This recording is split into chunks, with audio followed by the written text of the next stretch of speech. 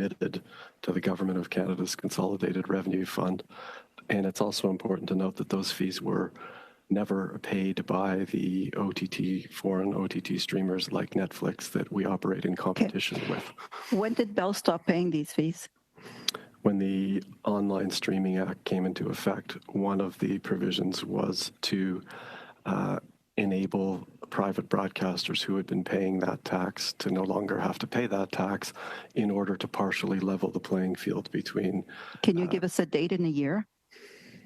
With the Online Streaming Act came into effect last year. So in 2023? Yes.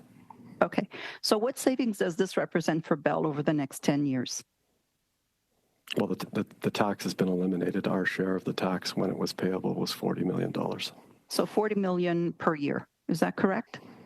That's what we were remitting. Okay. So for the next 10 years, that would represent $400 million, correct?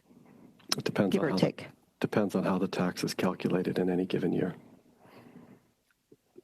But for the sake of maintaining some sort of logic here, if it's $40 million in 2022, in 10 years, we're looking at about easy $400 million. Well, none of us have a crystal ball as to how the world would unfold over the next period of time. Okay, so in the last, say, 3-4 years, has it been around $40 million per year? Has that been the average? In the most recently completed year in which we paid the tax, it was $40 million. In 21, what was it in 21? I don't have that number sitting in front of me. Okay, so my point is the following. Why didn't Bell reinvest these savings into its newsrooms and local journalists? Oh, we've invested massively in the delivery of news. We're actually delivering more news than we ever have in more ways. My question is in local journalists and newsrooms. We did. We invested significantly more. That's why we have 35% more news correspondents today than we did in 2023. That's why we launched Nouveau Info to serve the Francophone viewer in the province of Quebec and elsewhere. That's why we now have journalists in 10 provinces, all 10 provinces, whereas before we didn't, and we spent $300 million a year, close to $300 million a year in producing news, and significantly more than the requirements. It's how we're doing it that's differently. We're generating efficiencies behind the camera. How much did you reinvest? So that we can deliver more news in front of the camera, because the viewer matters the most. How much did you reinvest? Oh, we invested $1.7 billion in content. Close to $300 million was in news, the local and national news across the country.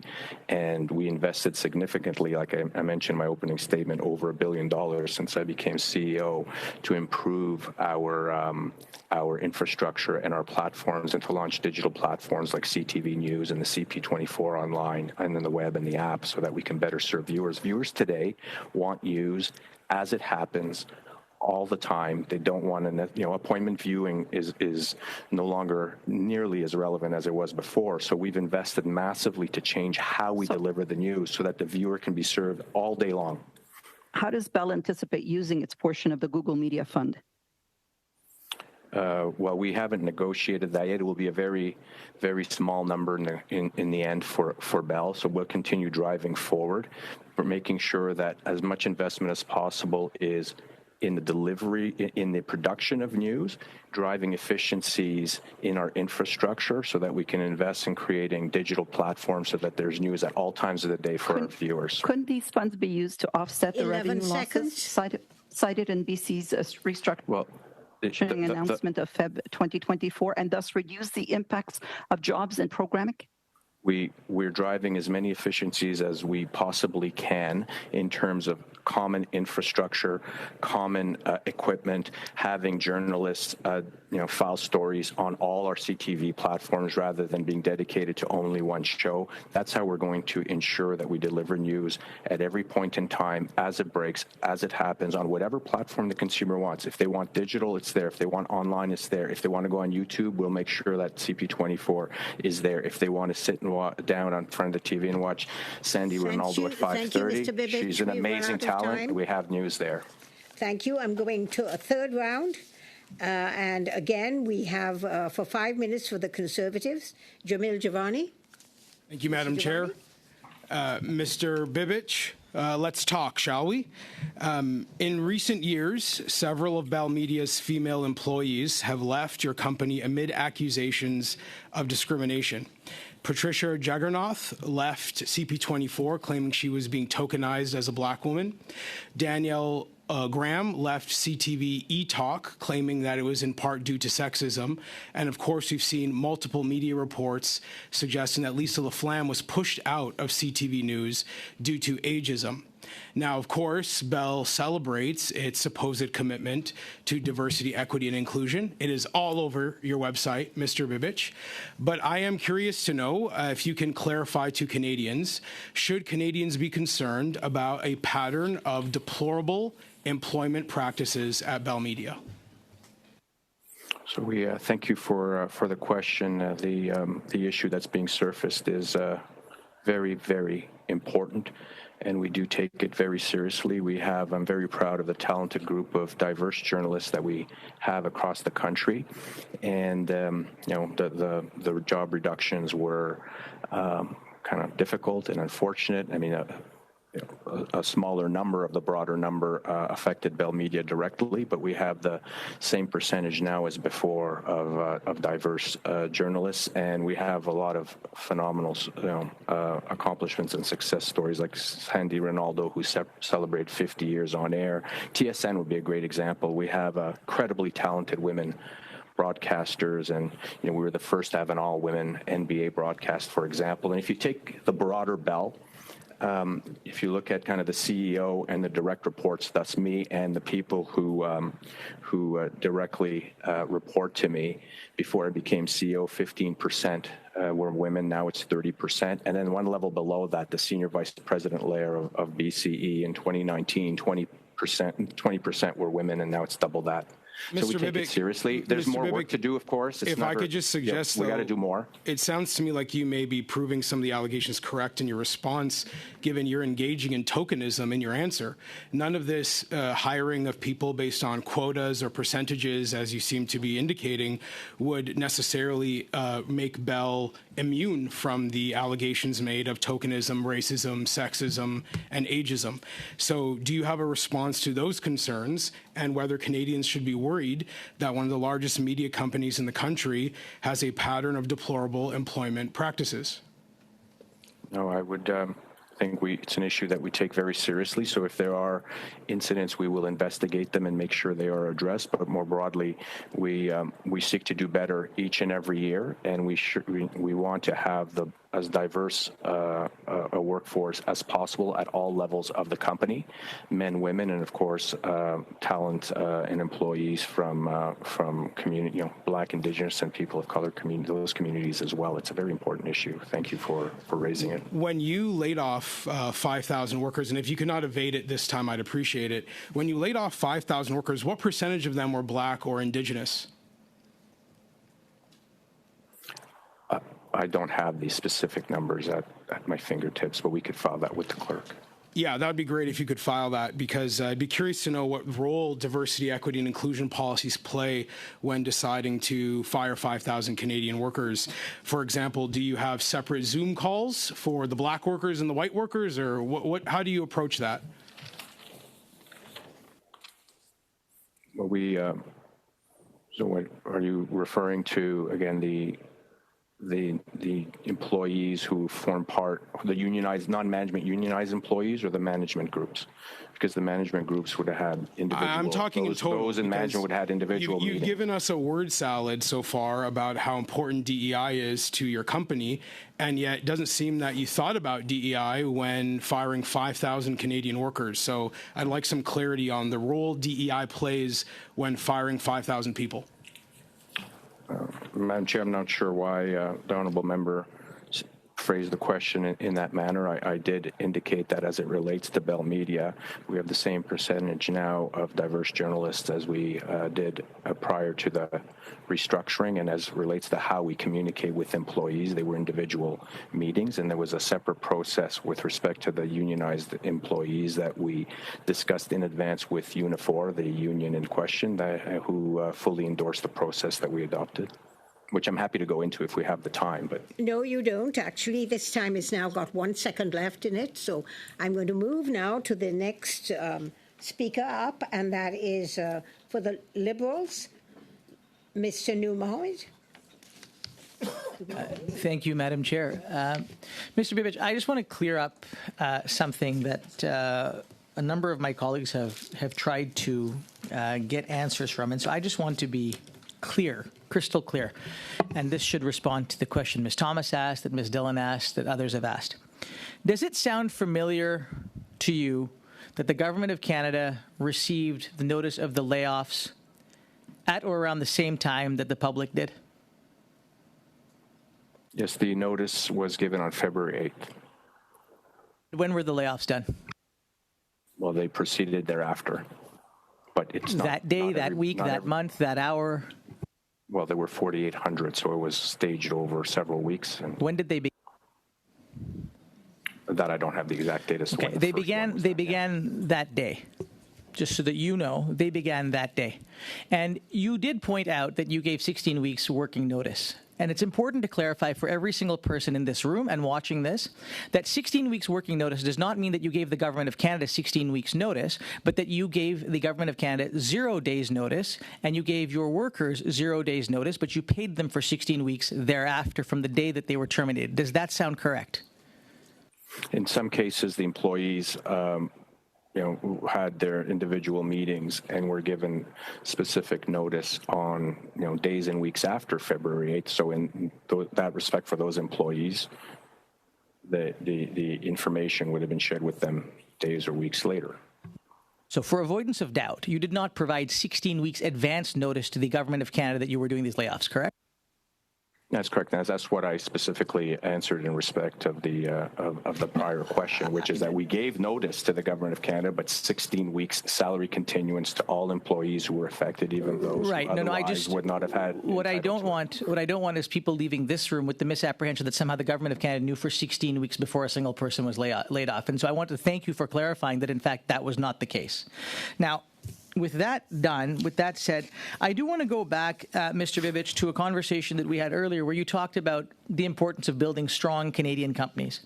And I agree with you. I think building strong Canadian companies is important because those Canadian companies should provide good jobs and that those employees should have certainty that that the companies for which they work, that they give everything to, is going to take care of them, respect them, and ensure that they have a strong trajectory for their careers. I don't know how that worked for the 6,000 people that you laid off, but I know how it worked, and we've talked about the executive bonuses. What I want to talk about a little bit is your newsrooms. Newsrooms are a big part of this country's ability to tell its stories and about good quality information to be provided. Can you tell us, since you did these layoffs, how much have you expanded, if you've expanded, the size of your news team, and specifically where? So we continue to deliver more news than we ever have before. We have 35% more national news correspondents than when we began the 2023 restructuring, which has been referred to throughout our time together. We've grown Nouveau Info in Quebec by 25% since we launched it in 2021. We, for the first time, will have, as I've mentioned, journalists in all 10 provinces, whereas before we did not. Do you have them? Covering New Brunswick and Newfoundland, Labrador, and Saskatchewan, and there's another province. But 10 covers all of them. No, I appreciate what you're saying. But my question to you, which though, ones are new? But in small communities, in rural communities, in underserved communities, are you increasing or decreasing your footprint? I mean, this is not where you say to me in every major city, in every major city across the country, we have reporters. My question to you is, what are you doing to put reporters into smaller communities, rural communities, Indigenous communities, so on and so forth? We have the journalists that we do have, and that has grown to the extent that I've shared with you.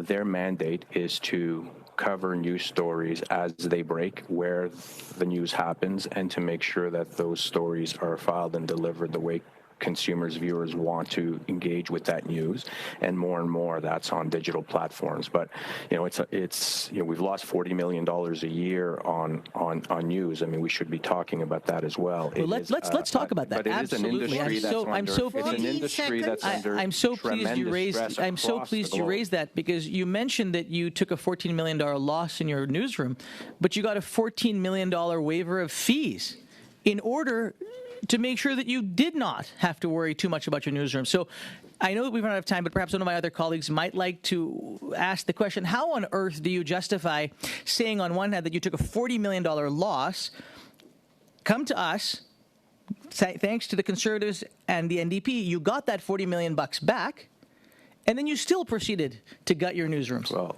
the news division is operated under CTV network, and the CTV conventional stations lose $185 million a year. Our advertising revenues declined $140 million from 23 compared to 2022, and there's only one revenue stream, and it's advertising. And when the federal government of Canada, which is one of the massive advertisers in the country, spends 70% of their advertising budget on digital platforms, which predominantly goes to Meta and Google, it creates massive stress on the entire media ecosystem. And so we need to have a conversation around how we fix Canadian media, because otherwise there will be no Canadian broadcasting system, news or otherwise. And then there will be no Canadian stories being told to Canadians. There will be no news, national or local, being delivered to Canadians, except maybe Radio-Canada and CBC, which is an altogether different debate. Thank you. The time is now well over. I'm sorry. I'm going to go to Martin Champoux for two and a half minutes. Martin? Je suis content, Madame la Présidente, qu'on parle de... Thank you, Madam Chair. I'm happy that we're talking about regional news and local coverage. I understand that the media ecosystem is in a crisis. We've been saying it for years, and different governments did not act quickly enough. But Bell is a major player in Canada, and that comes with responsibilities, Mr. Bibic. And one of those responsibilities is moral and social, and you need to carry out your mandate as best you can. When I look at the data, Bell's not in the red. I understand that you perhaps have been losing some money, but there's still profits being made at Bell, so you have some wiggle room still. When we look at media coverage in eastern Quebec, for example, the situation has been critical for years, and Bell is leaving that area. And so that's even less media coverage in Saguenay-Lac-Saint-Jean. And I gave you an example earlier. This winter, there was a very concerning situation. People were stuck and needed rescuing on a river. And for people in that region, it was essential information, and there was nobody from Bell to cover that because regional information was being shared through a newsletter from Quebec City. And so you can't say that you've invested in information and that you have journalists throughout Canada in all 10 provinces when you're leaving the regions behind and you say, well, there's going to be CBC and Radio-Canada to cover the regions. I know that there's an issue to solve regarding fairness in the market, but web giants aren't going to be doing any journalism. The responsibility falls back to broadcasters, and Bell is probably the biggest in Canada. I would like to hear you. This is a cry from the heart here. Can you tell to Quebecers today that once there's fairness in the market between web giants who are abusing the system and broadcasters that need to follow heavy guidelines, we're all aware of this, would you then commit to reinvesting in the cuts and in coverage that has been lacking in Quebec? Can you say to Quebecers, yes, once this is done, once we have the room that we need, and once we can face the media giants, we will reinvest in regional news? Can you say that today? Okay, I need a very short answer to that question, please. Pour assurer la pérennité. For the ecosystem in Canada and news in Canada, we would need to have fair rules. web giants would have to contribute. The federal government would need to invest further in more traditional Canadian media to help us transform. But will you reinvest in regional journalism, Mr. Bibic? I will act in good faith. Cutting you 56 seconds later, so I'm giving you enough time, Martin. So I need to know, let the people answering the questions try to be as concise in your answers if possible. Thank you. I now go to Nikki Ashton. Nikki, for 2.5 minutes. Oligopolies like Bell's are hurting Canadians. Nowhere is that more evident than in my province of Manitoba. In 2017, we were told that Bell buying out MTS would bring in better rates and service. With the Liberals' approval, you spent $3.9 billion to purchase Manitoba Telecom Services, a company that was at one time proudly publicly owned. Not only have our rates gone up, the quality of the service has gone down, no doubt linked to the fact that you cut over 45% of the Manitoba workforce. This reality is clear in our region. Here I have a picture shared by my constituent, Suzanne Sinclair, who lives in Dallas. She's forced to use a walkie-talkie to communicate with her 89-year-old veteran father who lives down the road because Bell MTS's landlines don't work in their community. Why? Because Bell MTS refuses to do the maintenance required. Landlines that belong to Bell MTS in Canada in 2024. But perhaps the most egregious example of the way in which Bell MTS has taken Manitobans for granted is Bloodvein First Nation, that was in communication with Bell MTS about setting up and operating a cell phone tower for a number of months starting in 2020. A year later, when the wildfires of 2021 hit the region, the First Nation asked to work with Bell urgently. At this point, they had built a cell phone tower. They had the equipment set up. All they needed from Bell was to turn on a switch and get the cell phones working. As the wildfires raged and multiple communities were evacuated, including theirs, the smoke engulfed Winnipeg and reached southern Ontario. Bell MTS told Bloodvein they had to pay $652,000 to turn a switch and get cell service to a community that was 8 miles from a burning wildfire. Cell service that could help lives. Oligopolies like yours have failed Manitobans, First Nations, workers, and Canadians across the board. Do you find it acceptable that your company rejected Bloodvein's requests at a time of real crisis? Will you work with them to get them cell service? Madam Chair, we'll communicate with the clerk to get the information as it relates to that specific situation, as well as the customer to which the honourable member referred to. And as far as Bell's investments in Manitoba, we made a commitment when we acquired MTS to invest at least $1 billion, and I'm proud to say we invested well above that, and that it's allowed us to build fibre to the home networks in Churchill, in Flin Flon, in LaSalle, in Morden. Mr. Bibic, I think the questions that we've raised here are ones of real crisis, and I'm disappointed I haven't heard your intent to work with Bloodvein and get them cell service. And let me move to the question on cell phone rates. Canadians pay some of the highest cell phone rates in the world, and my question is, what will you do to cut down cell phone rates at a time when you and your fellow CEOs are making $62 million in profits? Madam Chair, very quickly on that, I'd encourage all members to review the transcripts of our appearance at Indu on March 18th, and we categorically laid out the facts showing that our pricing is very competitive, has declined dramatically, and the premise of the question no longer holds. It may have perhaps at some point in time many years ago, and our wireless pricing is lower than in the United States. Mr. Bibic, thank you. I now go to the Conservatives. Kevin Wall for 5 minutes, please, Kevin. Thank you, Madam Chair. It takes decades to establish trust in Canadian newsrooms, something that CTV has taken pride of over the time that Mr. Bibic, Bell Media has owned CTV twice in the last 40 years. Local news has always been the staple for CTV network. Anybody can buy American programming, and we'll get to that in a moment. But it takes investment into newsrooms to solidify the integrity of the entire network.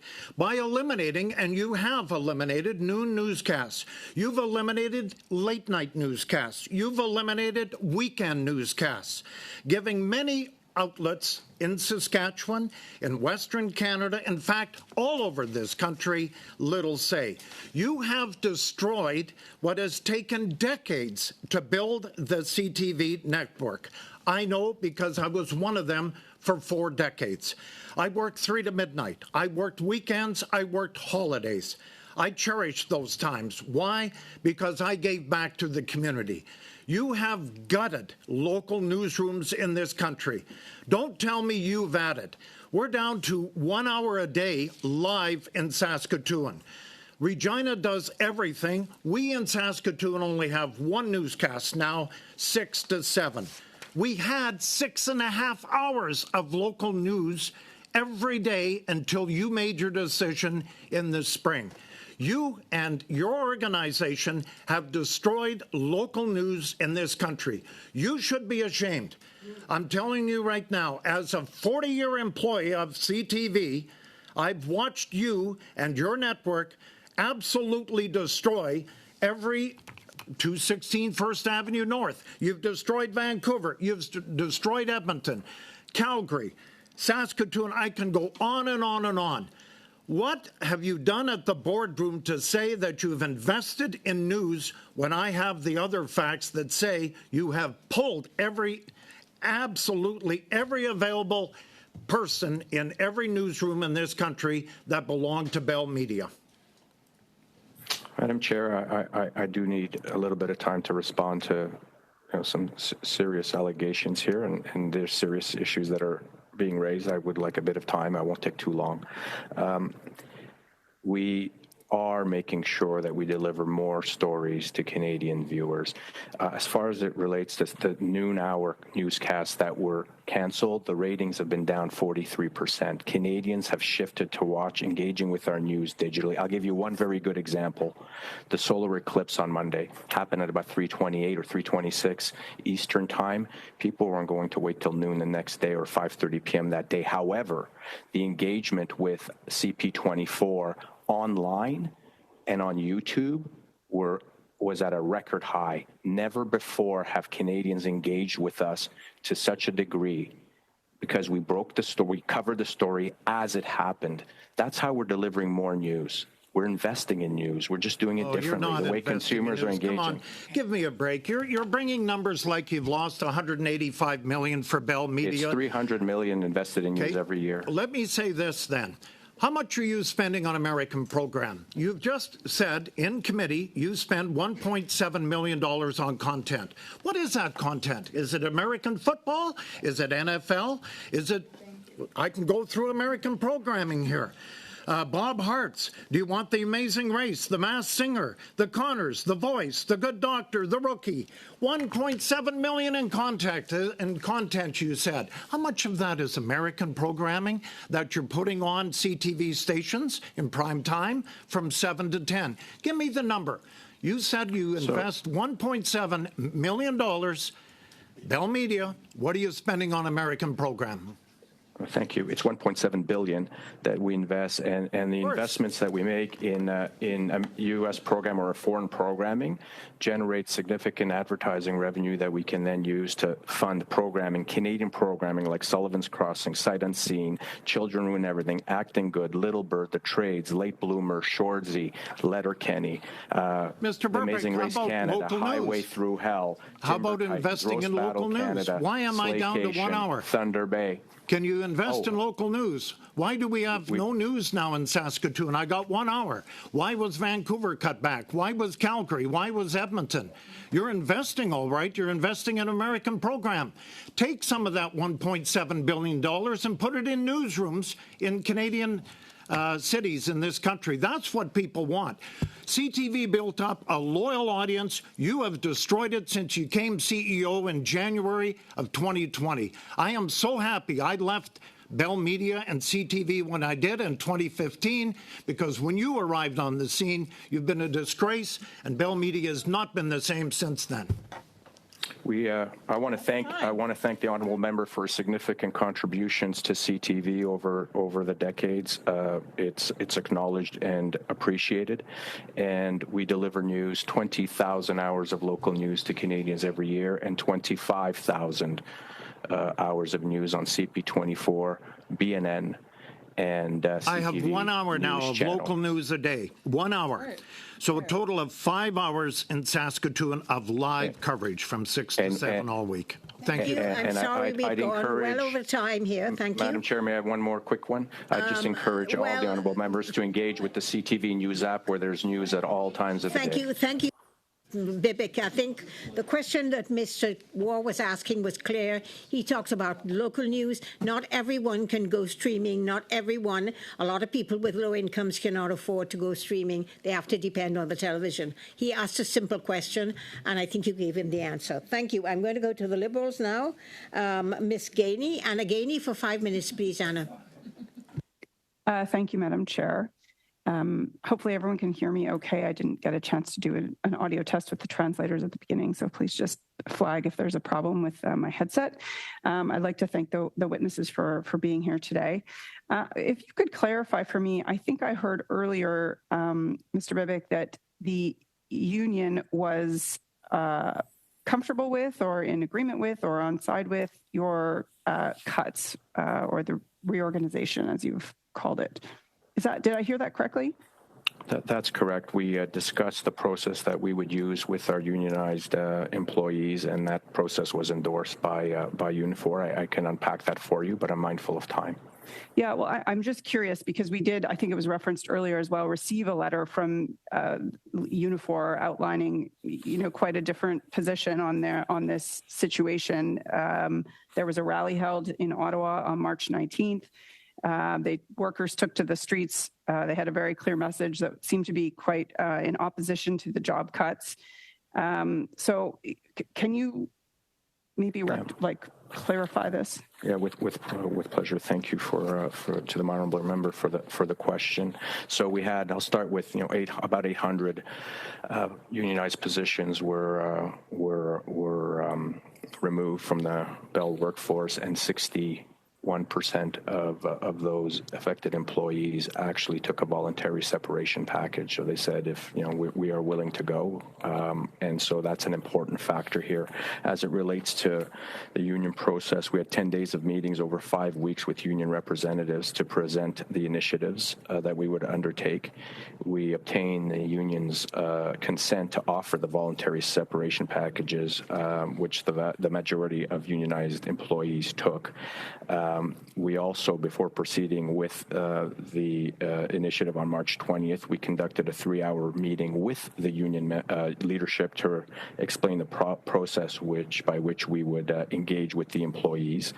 Unifor didn't raise any concerns, and we did those meetings by video. Because most of the employees affected were working from home as well, and were in various parts of the country, and that was fully communicated to employees. Now, regardless of which process we followed, clearly, these have an important impact on the individuals affected, and we were very sensitive to that. Okay, so then how do you explain the letter and the correspondence from the union to the entire committee from the national president with respect to their view of the cuts? And you'd have to ask. I can't speak for Unifor. Okay. We have quite a long letter. Unifor. If I had more time, I would read it all into the letter for you, but it's quite an extensive piece of correspondence. I'm sharing the facts with the committee because the facts are important. We wanted to treat the unionized employees with care. We have Unifor itself indicates we have 19,000 unionized employees, so they're an important part of our workforce. We've actually grown the unionized membership on the communication side, of hiring more field technicians, which are high-paying jobs, because we've invested so much in building fiber internet, and consumers are buying the service because it's world-leading technology, and we have a massive lead over cable. So consumers come, which means we need more field technicians to go connect the customer to our great network, and that's created a 14% increase in union membership. So we're investing in that workforce. Okay, thank you. Back to the impact on Canadians with respect to the consolidation. In June 2023, you had announced that you were moving to a single newsroom across all your media brands. Have you completed this transition?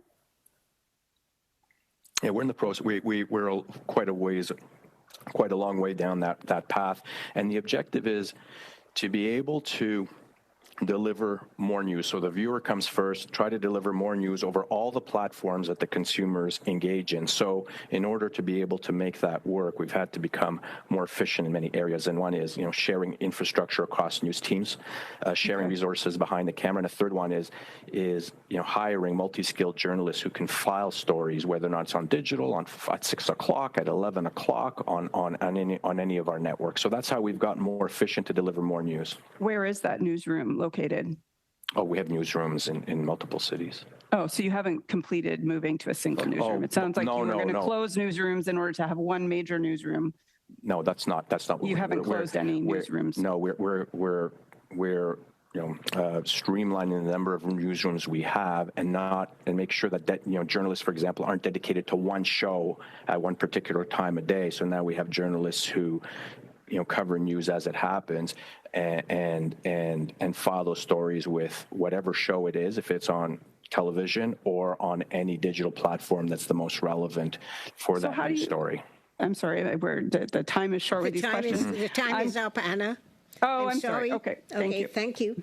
Now, we have 20 minutes to go before 5:30, and I'm making a suggestion that we go with 5 for the Conservatives, 5 minutes for the Liberals, and 2.5, so that's 20 minutes, and we can end up this meeting.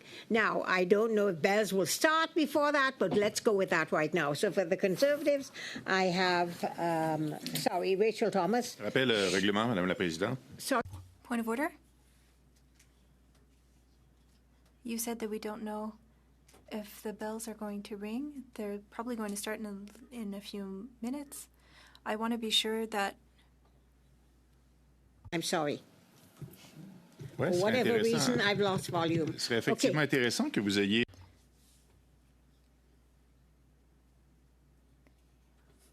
It's good to make sure that the volume is working. I just wanted to say that the bells are likely going to start ringing during this last round, and I just want to be sure that all parties are in agreement that we continue till the end of the meeting, even though the bells ring, so that everybody can have their turn. We can do that. It'll be a 30-minute bell, so we could have everyone agreeing to add on an extra 10 minutes. Okay, thank you. So, Ms. Thomas, and you are sharing with Mr. Gould? Thank you, Chair. Okay.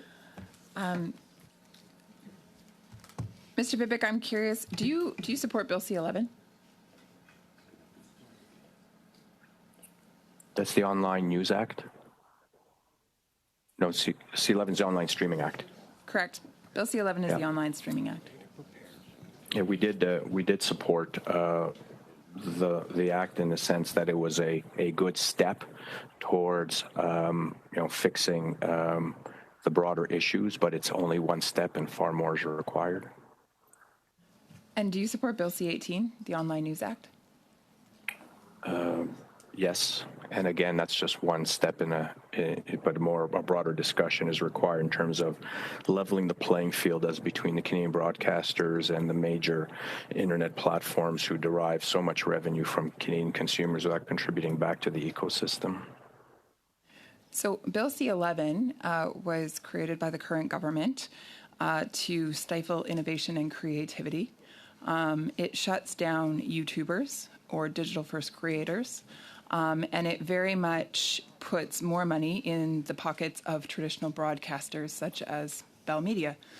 So it's no wonder then why you would support this bill, because of course it stifles competition and very much acts in your favor.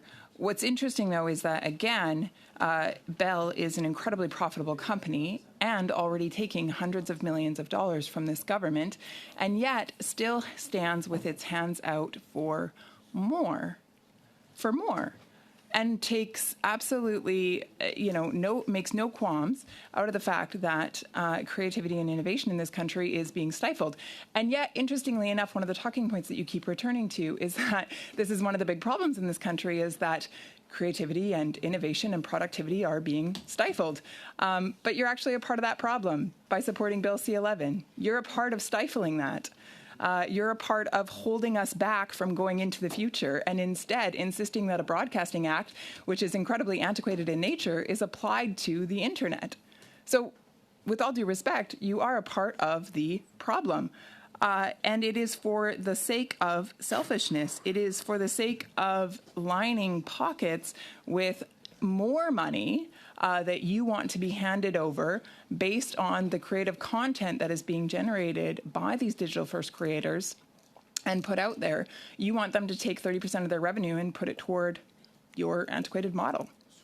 I find that alarming. I find that very concerning that Bell is functioning in that manner while receiving hundreds of millions of dollars from the government. I would say that's a pretty major mischaracterization of our position. Bell Media is in full transformation from being a traditional broadcaster to a digital media company.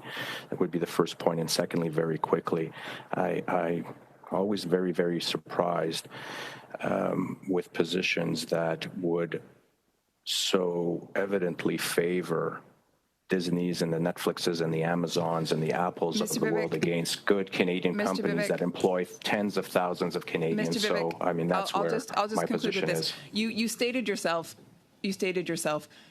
people don't want cable packages anymore. They want access to online streaming. Bill C-11 pulls people back from the future into an antiquated past. It's terrible legislation. I'm passing my time on to my colleague. Merci, Madame la Présidente. Monsieur. Thank you, Madam Chair. Mr. Bibich, you used the same strategy in Quebec. Over 1,000 jobs were cut regionally, and same for regional radio stations.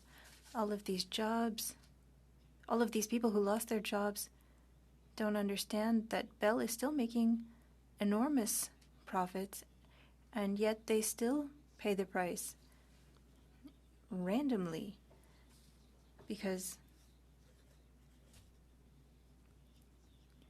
people feel like they have paid the price so that others might get good dividends.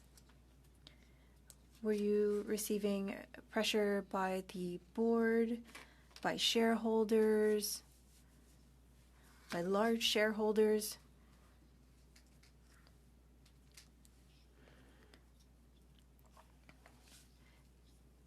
Quebec is an extremely important market for Bell. I was born in Montreal. I grew up on the South Shore in Ottawa. We're continuing to invest in the province. You're not answering the question.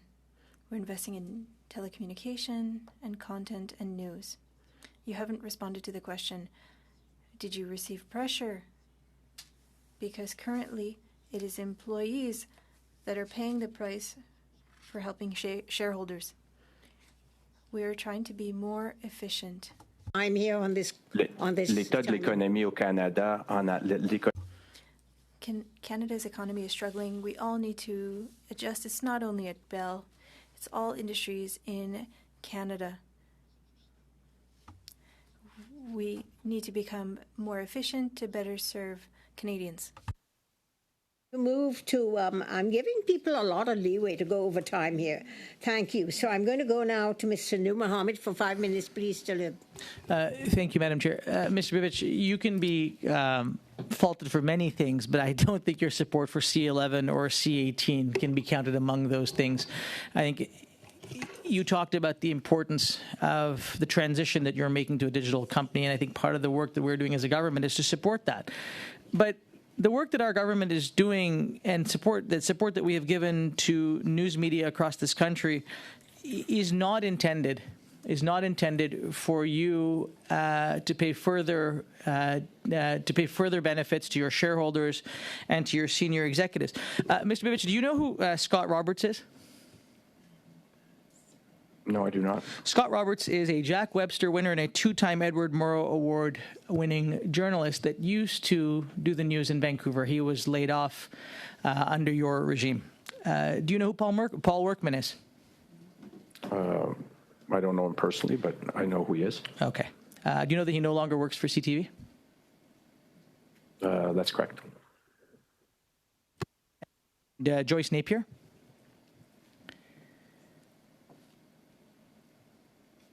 Do you know who Joyce Napier is? Yes. Okay, you know that she also was laid off by CTV? I believe so. Yeah. Do you know who Danielle Hamamjian is? Yes. Do you know what happened to her and the entirety of your London bureau? Yeah, the foreign news bureaus were closed last year, which isn't uncommon. CBS just shut down their Tokyo News Bureau after 60 years plus.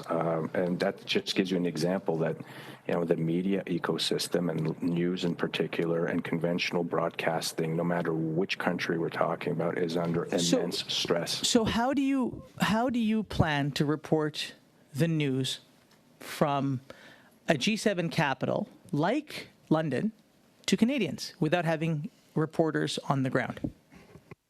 Well, in many cases, we'll use independent journalists, or we'll send our own journalists to the locality as news happens. It's no different than, as an example, we would send our correspondents from the London office to cover the war in Ukraine, and now we would send somebody from Toronto. Somebody's traveling in any case. So how long would it take, let's say news was breaking at 10 Downing, how long would it take CTV from the moment that you find out there was a crisis happening in the UK, or God forbid, the untimely death of a monarch, how long would it take for CTV to be able to report from the ground with one of your reporters? I'm not sure it would be a shock to anybody to say that it's extremely expensive to cover news like that all around the world. And when CBS, a company like CBS, has to shut down a long-standing news bureau, I don't think it should be a surprise that Mr. Bibic, CBS doesn't go to the U.S. government with their handouts saying, help us. You do that to the federal government, and we help you. Because we believe in ensuring that there is a strong news ecosystem in this country. No, all we're asking for is a level regulatory playing field and you against have Netflix, that. You Amazon, now have Disney that through Plus. Legislation that you have supported. My question to you is... Not at all, because those companies don't contribute to the Canadian ecosystem in any manner, shape, or form in terms of content production. You came before government, and you said, we're going to take a $40 million hit in our newsroom. The response was to give you a $40 million break. That's not how it transpired, actued. That's not how it transpired, but it is. No, it's not at all how it transpired. Okay. We already air significantly more news than well, the tell me, required but you keep saying you air significantly more news. I come from Vancouver, okay? Mm-hmm. Your footprint for news in Vancouver is, to put it charitably, a shell of its former self. You eliminated 1,300 positions on Vancouver Island over the course of time. I mean, these are not insignificant impacts to communities. We never would have had 1,300 Bell Media employees. Okay, then perhaps your own reporting is incorrect. Bell Media has 5,000 Sorry, excuse me. Okay, I apologize. The number is not correct. You've laid off people in significant numbers in communities on Vancouver Island, in Vancouver, in small communities, in large communities. How do you reasonably explain to Canadians? I mean, I'm asking you because this is an opportunity for you to explain to Canadians how you justify taking large bonuses, paying well-paid executives, at the same time as you are telling Canadians, thank you so much for the help that you provide us, we're going to lay off the journalists that provide news from your communities. And don't tell me that, well, because we're going to be able to use independent journalists here, there, and ever. How do you create viable opportunity for real journalists to be in the field doing the jobs that they do from small communities, like the ones that Mr. Waugh described? Well, we should create a level regulatory playing field where the foreign web giants who draw so much from Canada are required to contribute, including to the production of news, but to Canadian content. And we should have major advertisers like the federal government devoting more of their advertising budget to Canadian broadcasters. How much of your enterprise is now digital? Tax deductibility of advertising. How much of your business is now digital, Mr. Bibic? Sorry, Mr. Nur Mohammed, run out of time, overtime actually. It's getting close to 40% of revenues. I now go to Mr. Shampoo for 2.5 minutes, and then Ms. Ashton for 2.5 minutes. Monsieur Bibic, tout à l'heure. Mr. Bibic, earlier I asked you a question with a lengthy preamble, but I'll try to be shorter. I'll try to be more brief this time, and I'll come to some responses that you gave me. So, given that the government will be investing more in ads, and that should help, and given that web giants will have to contribute more to make everything fair, and given that broadcasters are asking for some relief or some adaptation, we know that making news is not something that makes a lot of money, but it is so essential to the fabric of Canada, and it's especially important in Quebec. We're talking about the identity of the regions that is being threatened by removing local news. And so if the market were leveled out, and if things were fair for everyone, knowing that news is not something that earns a lot, that gets a lot of money, could you invest elsewhere? Mr. Bibic, can you reassure Quebecers and Canadians that once all of the current issues with the crisis have been solved, you will be reinvesting in regional newsrooms in Quebec and Canada and continue to cover remote regions? Can you commit to that today? Thank you for the question. Unfortunately, I don't have a crystal ball, so I can't give you a concrete answer, but we would want to continue to invest and continue to create news as we do now. And we invest in Quebec. We've increased the size of our newsroom, and so that's a concrete example of our goodwill. However, we need to level the playing field. Mr. Bibic, you seem to be responding to our questions the same way that the federal government responds to questions from the opposition. I know that you're investing in information. I'm saying that the regions are particularly impacted by this. Local news, neighborhood news is essential, and I'm asking you for a simple commitment, given, or rather, if the playing field were level, if tech giants were investing and everyone has to submit to the same rules, would you commit to investing further in newsrooms? I believe I would want to do more. It would help us to do more, but To Ms. Ashton for 2.5 minutes. Thank you. When Canadians heard you were coming to Parliament, Mr. Bibic, we got flooded with messages. Among them, I received a heartbreaking letter from someone whose parents lost their jobs with a company Bell recently bought. After working there for over 30 years, in their 50s, and their financial security has been ripped apart. The young person wrote, "My parents' work supported the company's growth for years, and now they've been left with not even a minimum settlement package required by law to allow us to secure our house and our finances. Now we are faced with financial uncertainty. I will have to delay my studies to help my family until my parents find a secure position. I hope that you will take Bell to task on their unethical business practices. We live in fear, uncertainty, and anxiety, while Bell gives shareholders increased dividends on profits." Mr. Bibic, this is the human cost of your decision. This is what a real crisis looks like. This young person is watching you today. What's your message to him? Thank you for that. I mean, that example is just shows how for the individuals directly affected, it's very difficult. And I acknowledge their parents' contribution to Bell and to the company they worked for before that became part of the Bell family, and thank them for that. And I recognize that, when you're directly affected, there is no good process. What I will say, however, is that in terms of the separation package offer, what about the packages that they're entitled to that they haven't received? I'm sure that your words ring hollow without the severance. let alone the firing. We would be in compliance with all legal requirements as it relates to the separation packages. I'm not sure that this was from the most recent round of layoffs, but it appears that is not the case, as if, regardless, it seems that Bell did not live up to its obligations, including in terms of the buyout. I would say regardless, because if that's the case, I would want to fix it. So if that could be shared with the clerk so that it could come to me so that I can look into it. No, it's a very serious issue. Please, Mr. Bibic. Thank you. Ms. Ashton has the floor. She did not finish, and you cut her off. Continue, Ms. Ashton. Thank you very much, Madam Chair. I just want to turn to how Canadians are getting ripped off by your company. We know that you, for example, we know in terms of cell phone service, to put it into perspective, scrolling Instagram in France, for example, for 5 minutes costs about half a cent, but here in Canada, it costs 20 cents. Canadians are getting screwed.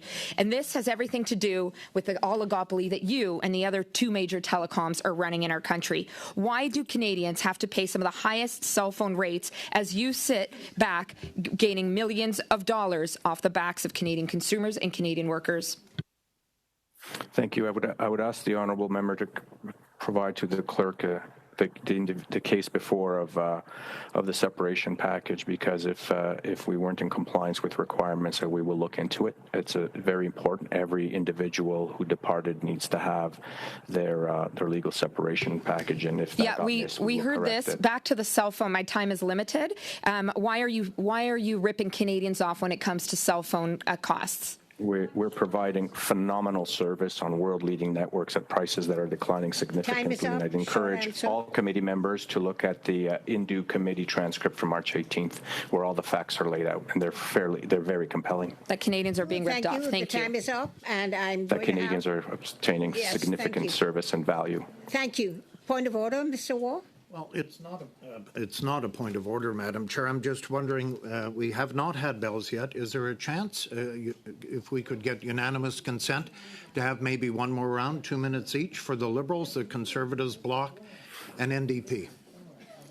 Okay, without speaking to each other, I would like to repeat Mr. Wall's suggestion that bells have just started, Kevin. You still think we could do another 10 minutes with these, say, 2 minutes each for each group? I think all we right, could. that will give us 10 minutes. Is there an agreement for 10 minutes extra? Yes. All right, everybody seems in agreement, so we're going to have 2 minutes for each party, starting with the Conservatives. Yes, Mr. Giovanni, 2 minutes. Thank you, Madam Chair. Mr. Bibic, I think you made clear to us today that you are not very concerned about the allegations of tokenism, racism, sexism, and ageism made against Bell Media.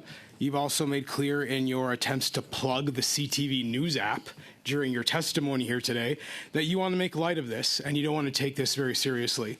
So what I'd like to say is that we have heard, I'm sure this is from all parties present in this process, a lot of concern from our constituents that by being customers of your internet services, your highly priced cell phone services, that they are financing a media operation that has shown a callous disregard for Canadian workers despite receiving $40 million in regulatory relief from this Liberal government, and also that we have seen an attitude of discrimination toward employees. So what would you say to consumers who are concerned that they are financing a highly questionable media operation by engaging with your cell services and your internet services? Unfortunately, Chair, the last part of the question actually broke as the well, that's convenient for you to pretend you couldn't hear what I'm saying. Oh, that's because you're being evasive, Madam Chair, and you're going to offer another word salad. Please repeat the last sentence, Mr. Giovanni. Madam Chair, the question is very clear. Mr. Bibic, actually, I'm speaking, not you, sir. I'm speaking, not you, sir. Challenging my integrity. I am speaking. Respect our democracy, Mr. Bibic. Order both Mr. Bibic and Mr. Giovanni.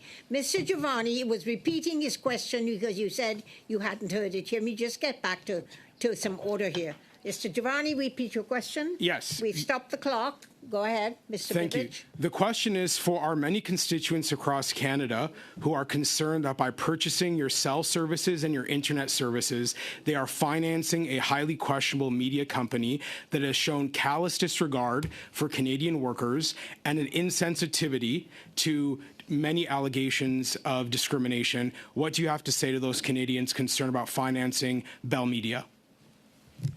Madam Chair, I have deep respect for Parliament and for the committee's work, and I would never pretend not to hear a question if I'd heard it. And that I take issue with, and I just wanted to make that clear. If I say something, it's because I mean it. Now, earlier, the honourable member asked me about diversity and the importance of it, and I gave a considered answer. It's a very important issue, and we are proud of the journey. Are you evading the question again after pretending you didn't hear it, and I repeated it, and you're still not answering it, Mr. Bibbich? We're very proud of the services we provide to Canadians who subscribe. Millions of customers are with us, and we deliver excellent value to them. Thank you. I think we have gone over time there, so I'm now going to go to Mr. Coteau for 2 minutes, please, Mr. Coteau. Thank you, Chair. And, I want to start by saying, sir, you mentioned that, Bell is a good Canadian company and that you focus on the client. The client is the focus. It was this very Parliament that established your company over, 150 years ago. And I would estimate that billions of dollars have been invested by Canadians into Bell. Not only have they invested money, they've given you special treatment for monopolies in certain areas. They've contributed to your success, helping to develop the spectrum, helping to invest in your company to continue to build. You have an obligation, I believe, to Canadians to do what's best for them. So when a company is making $2.3 billion in profit and they are removing the very fabric of our news system in this country, it is it's a bit hard for Canadians to accept, considering the investments. You said earlier that Unifor was on board with this process, and I was really disturbed when I read a news report that quoted Unifor saying that this was a very shameful act by Bell to hand over pink slips for many years of devotion by your workforce. And in fact, Christopher Corsi, your Human Resources and Labor Relations Manager, held a 10-minute meeting to basically fire 400 people online using Zoom. If you're not going to have, if you're not going to,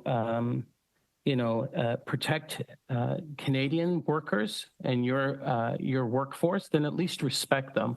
And when I read that you actually took that course of action to fire 400 people online together without even allowing them to ask questions, and this was coming from Unifor, I've read the article. To me, that is shameful. Canadians have invested in your company, and they continue to invest in your company. And this very Parliament established your company, and I think you, as a company, could have done things better. Thank you, Chair. Thank you, Mr. Bibbich. A very quick answer. Thank you very much. Okay, thank you, Chair. Having group video meetings with employees who are found themselves in similar situations and similar positions allowed us to communicate key information to them all at the same time. And while not a perfect process, the benefit was it allowed all employees to find out at the same time, so we didn't have a situation where one individual found out, the first individual found out first, and the last individual would find out hours or days later, and then would have the anxiety of not knowing what was happening other than through the rumor mill. Thank you, and Mr. that's Bibbich. where we all... Okay, thank you. I'm going to go now to Martin Champoux. Martin, 2 minutes. Merci, Monsieur. Thank you, Madam Chair. Mr. Bibbich, the new president stated that diversity at Bell is important, and that's great. He stated that he would like for 50% of programs be created by Black, Indigenous, people from visible minority groups. I also agree with fairness, or equity rather. instead of having quotas, and you're used to quotas at Bell, I'm sure, for Francophone content, for example, but would it not be better to state that you are a company that gives the means to all communities, including the underrepresented communities, to be part of the creation process, the purchase of content process, instead of giving ratios or rates that could cause discrimination in an area where the number of creators from those communities might not reach that 50%, for example. Would that not be a better approach to propose means to make processes more accessible? Thank you for the question. We work closely with independent producers, and this allows us to broadcast high-quality series like Aller Simple, Chouchou, Entre deux draps. There's a long list of shows, and we can do this because we work with Canadian producers throughout the country, including in Quebec, of course. Thank you very much. I now, oh my goodness, Martin, you have 3 seconds. It's okay. All right, it's okay. Nikki, 2 minutes, please. Just looking at today's committee, the disconnect that we've heard from Bell is staggering. A company worth $40 billion, a CEO who last year made $13 million, who at the same time agreed to laying off thousands of workers, 6,000 jobs over an 8-month period, has gutted local news, shut down 45 radio stations, left major centers and smaller centers in our country without the local news that they deserve. In a province like mine, the telecom side of things, we've seen costs go up and service go down. And across the country, Canadian customers are paying some of the highest cell phone rates in the world. How much is enough? How much profit is enough? How much CEO paybacks and profits are enough? How much dividends are enough? This didn't just happen. Bell's approach to a business approach has left Canadians worse off. And it is part of an oligopoly cheerleaded on by Liberals and Conservatives over the years that has sought to make greater and greater profits at the expense of workers, Canadians across the board. What we heard today, right from the desire to shut down, why we hadn't heard from Bell when we should have heard from Bell, to the fact that it took forever to find out exactly what notice you gave to the federal government. I should note we've since heard that Unifor only found out on February 8th that those layoffs were about to happen. That's not respect. That's not a company that values the workers that work for them. And certainly the cost that Canadians are paying shows that this isn't a company that values what Canadians give to them either. Canadian workers deserve better. First Nations, rural and northern communities like the ones I represent and those across the country